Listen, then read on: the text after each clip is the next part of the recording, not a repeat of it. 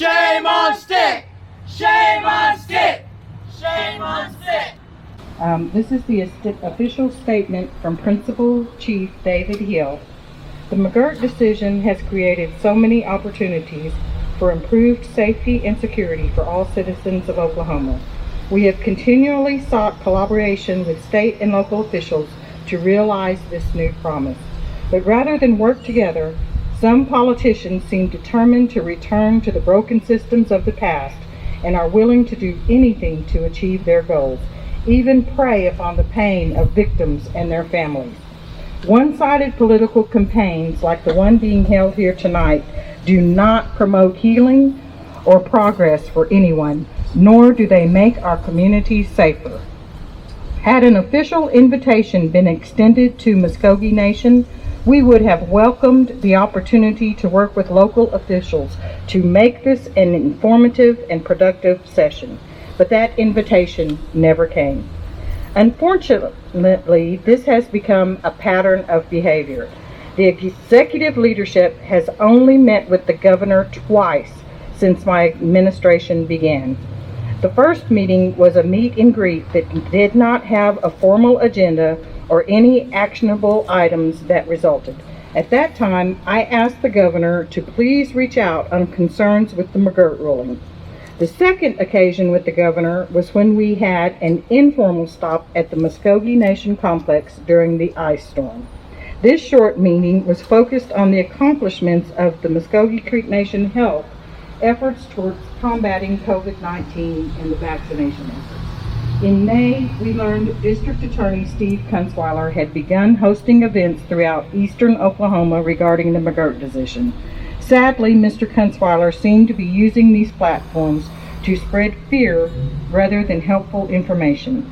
On May 27, 2021, my office scheduled a meeting with District Attorney Steve Kunzweiler to discuss the inaccuracy of these meetings and to ask him to incorporate us for a more balanced and substantive discussion. I also expressed my frustration that since the ruling in July 2020, this was the first time that Mr. Kunzweiler has been to the nation or asked about our process.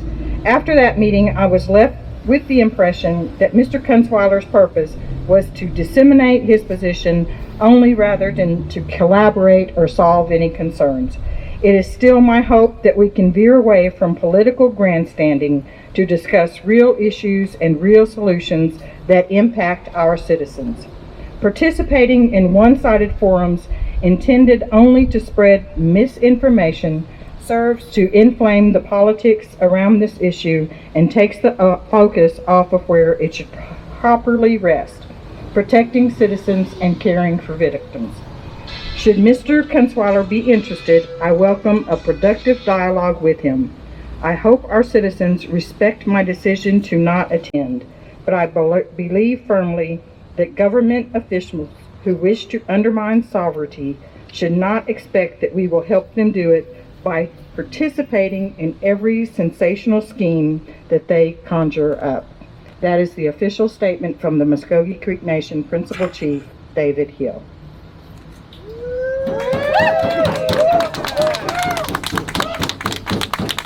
I'm glad that we've gathered or assembled here to rally around native rights or treaty rights. For too long we have been shoved aside and pushed aside while they exploit our communities. Not only a matter of money, but our people exploited. All these district attorneys in here have been responsible for sending all our people to jail. And their only offense was that they didn't have enough money to defend themselves in court. And so they're all in there now trying to keep that system in place. Whereas now they are required to send people to the federal system. But they're using scare tactics like saying, well, they're going over to the Indian tribes, they're getting released. That's not true. They're coming over here, but they're getting recharged in federal court, in which some cases is harsher than a state court. I should know. But anyway, these people are all responsible for that. And I appreciate everybody coming in here, but then the last word I want to say is that there is no statutes of limitations on murder. My sister was murdered in Seminole City Jail like in 1988, and the same conditions abounded then, where at that time we didn't have support groups like this that we could go and ask for help. There was nothing. We were just poor people, and we was never able to fight those. Hopefully one day we can do that, because I know she was murdered while she was in jail, and so I pray that our people are successful in not denying the people out here what they desire, but they need to work with us. You know, they are scared of us utilizing our full sovereign powers under the criminal jurisdiction, because they rely on the money from the Indian nations, the oil and minerals from the Indian nations to fund their government. And they're afraid that that's going to be taken away from them. All these Indian people they put in jail, they pay fines and everything, that's going to be taken from them. For years we've been losing 1 acre at a time because the Oklahoma Tax Commission forecloses our land is sold for delinquent taxes. That's been happening all these years, and it's been illegal for all these years. So that's what they're afraid of. They're afraid of losing their tax stream, their revenue stream, and they'll do anything about it. And Bill Peterson and Paul Smith from Seminole County, they were the ones that were in charge. We had a young brother, 14 years old. He was convicted in the courts in Seminole County. He didn't do what they alleged, but he was just like me or other people here. They didn't have money to fight those charges, and so we're just dealt a bad hand, and we're at the bottom of the barrel. So this today is for us a giant leap forward. Mado of our relations.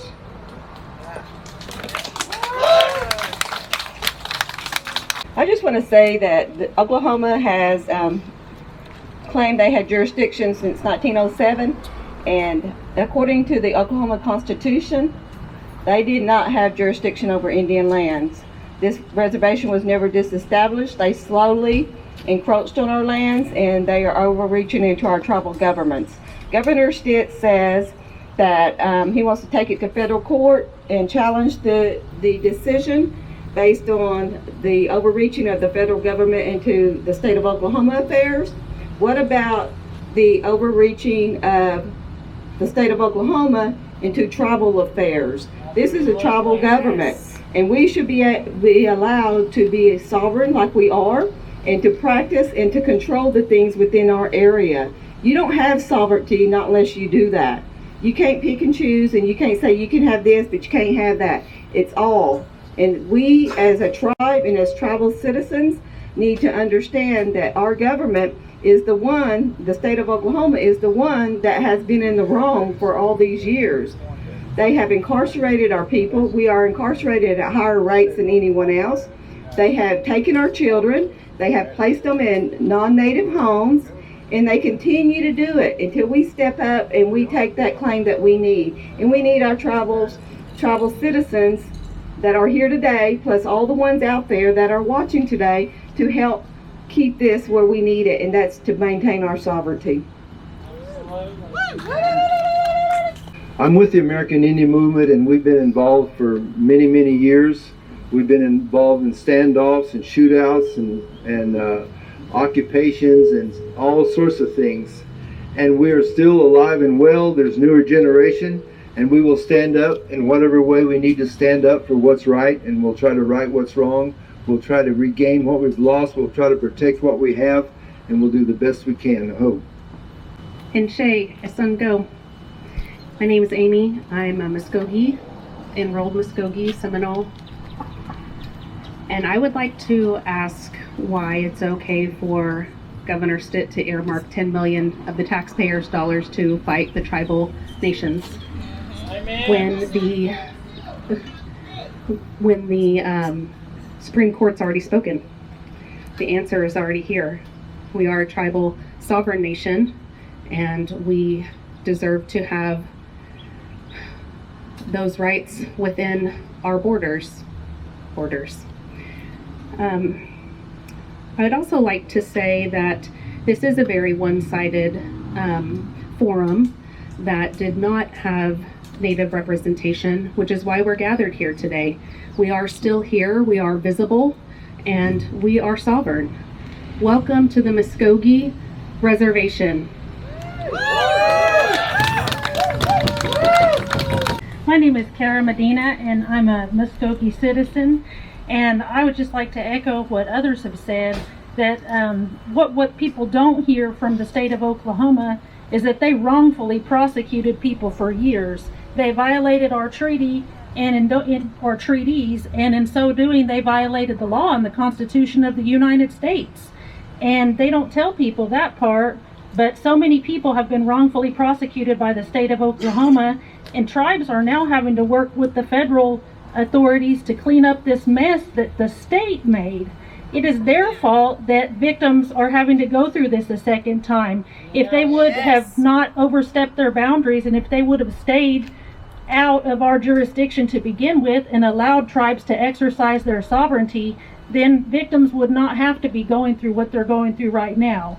And it's just a shame that Governor Kevin Stitt is using these victims as pawns for his political purposes. That's unfair to the families. That shows no compassion whatsoever for people that have already been victimized. And I just say shame on Governor Stitt for doing that. Hi, my name is Vanessa.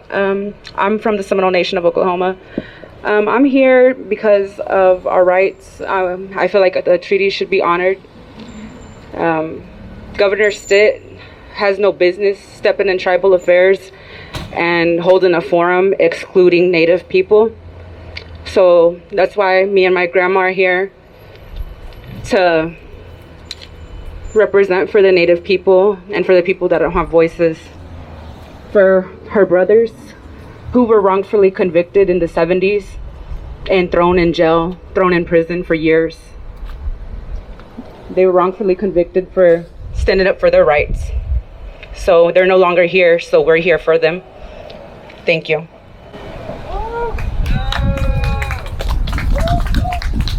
We have prisons full of poor people, and our prisons have become debtors' prisons, because if you can't pay your fines or you can't pay your court costs, you get put back in prison. And then what happens? You have to work for them for free and make things that they sell for free, or sell, and it's free labor. So our Native people have been overrepresented in the criminal justice system forever. You know, we don't have the means to fight back like was mentioned earlier, and that's why a lot of our people end up in prison that don't really need to be there, but they take the plea bargain because they can't fight the injustice. And this is our chance to take our own citizens' fates into our hands. You know, if we just sit down with the other side and work out a solution, our tribal courts can handle these type of cases. They just need to trust that we can do it and give us the opportunity to do it, instead of meddling and saying that we can't and playing on victims' fears. You know, our citizens are victims too, and we're being left out of this community forum, and we are part of the community, and that's why we're here. One of the things about tribal sovereignty that the state seems to forget is that according to the Constitution and their own laws, the state is even with the tribes as far as the federal government is concerned. They're not above us. They don't get to tell us what to do. We are a sovereign nation in the same part as states, and they don't like that. And the fact that now their power is getting challenged is the reason why we're here today. Sa Hachipoyot Nelly Mission Tabi Chatasia Hoki. The Major Crimes Act is what gave the federal government the authority to prosecute Indians, non-Indians, and non-tribal members on reservation lands.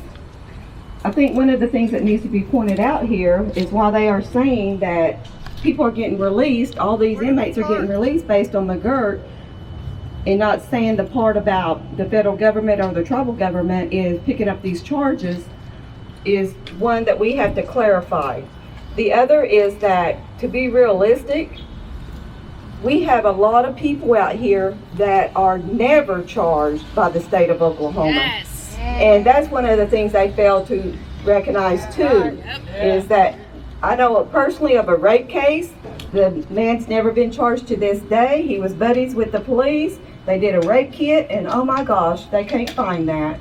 You know, so while we're doing the fear mongering, we need to remember that we have victims that have never had any prosecution of their offender, with the state of Oklahoma being in control. So we need to be able to recognize all parts of this and not just pick and choose the parts that we want to get out there. The federal government has the authority to prosecute the people. The tribes have the authority to prosecute, and we can handle our own. And we are a sovereign nation. All my relations. Good afternoon, folks. My name is Joseph Price. I am a Cherokee Nation tribal citizen, and I've been following this McGirt thing pretty closely. And what this gentleman here touched on is it's a big truth. And the state of Oklahoma, in my opinion, is threatened that we are going to take our tax revenue back. And that's why we're getting so much pushback. That's why we're getting so much blowback. And really, you don't need to look any further than some of these roads around here to know that we need our tax revenue back. So we can start putting that centralized into our communities rather than marble floors at the state capitol. Okay, that's what we're faced with here. I am so happy to see the turnout that we have and the solidarity that we're going to go in there with. Yes. I appreciate you all for showing up. Be strong.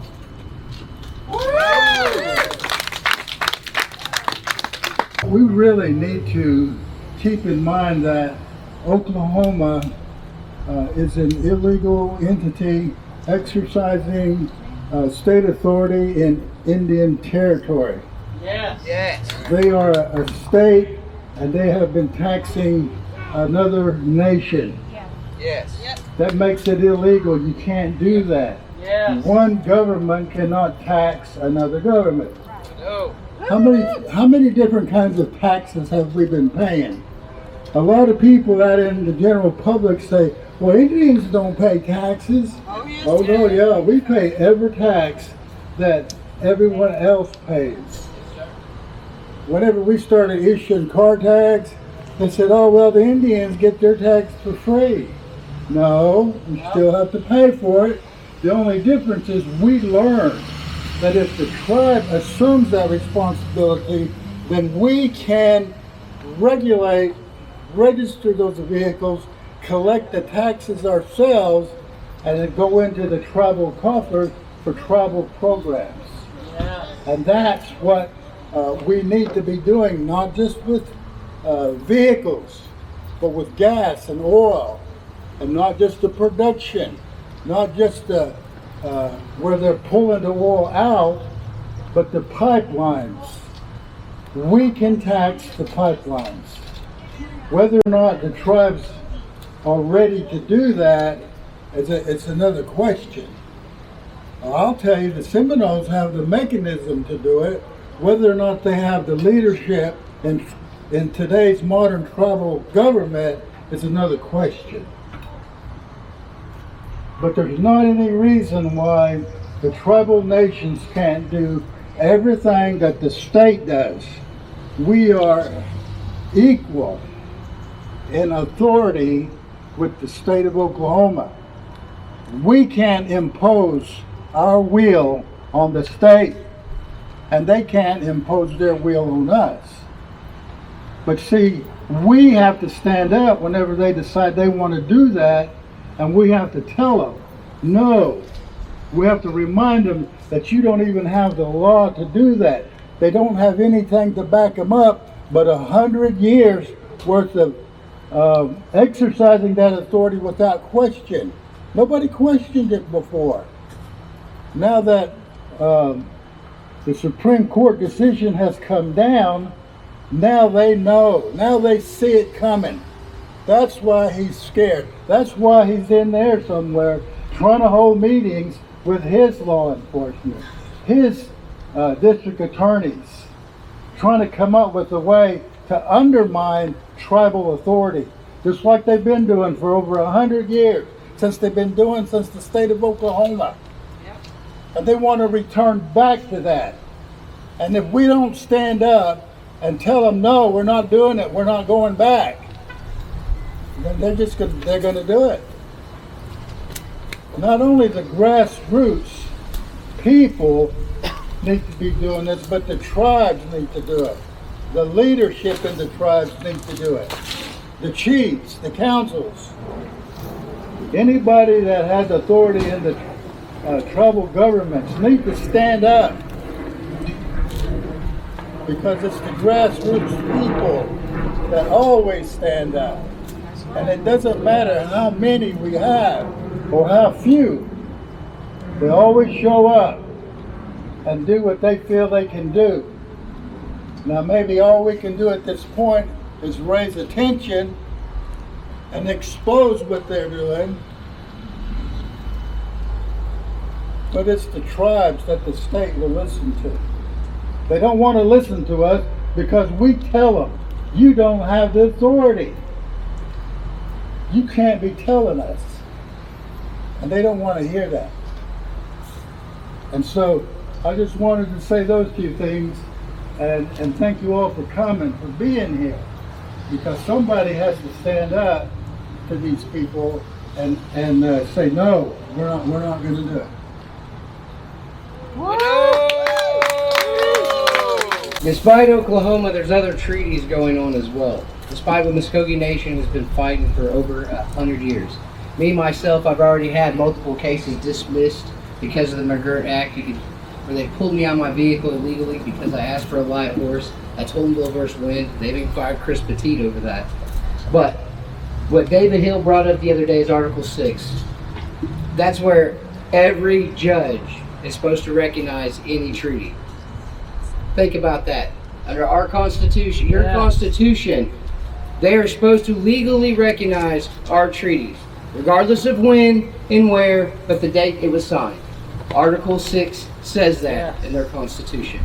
And I will continue to fight. And if you guys have any problems, use my case. Case is, when you're standing in court, whether it's for possession, whether it's for illegal search, illegal DUI, which I was not under the influence, but Chris Petit told me twice on camera I was going to jail for being an asshole that night. And that was because I asked for the light horse. I asked for the sheriff. I asked for Marcia. He refused to call her. Hughes County, Holdenville versus Wind, you can look it up. So, and Coweta versus Wind. Serious, guys, these are our rights. These are our rights. If you don't know, what's sad is if you don't know your rights, they're going to pull you out of the cars. They're going to charge you. But if you know your rights, two things happen. Either they get mad, and then they get more aggressive, and they'll call somebody who's actually in charge like they're supposed to do, or they're going to act accordingly. And the thing I had with police departments, that when they say they don't have to call a light horse, that means the person who hired them told them that. Because if I'm your boss, and you can ask anybody who's ever worked for me, and I tell you to do something, that's what you're going to do. So if I tell you, if a Mvskoke citizen says they want a light horse there, you call the light horse. Guess what my employees are going to do? So it doesn't just stop right there at the foot officers, at the patrol officers. It's at their highest command that they get these orders. They don't have to call a light horse. And our Miko, David Hill, said that's not ever going to happen again. When we ask for a light horse, they're to call a light horse. I'll even subpoena our Mikos if we have to. And I encourage everybody else to do the same. Yes. Mvskoke.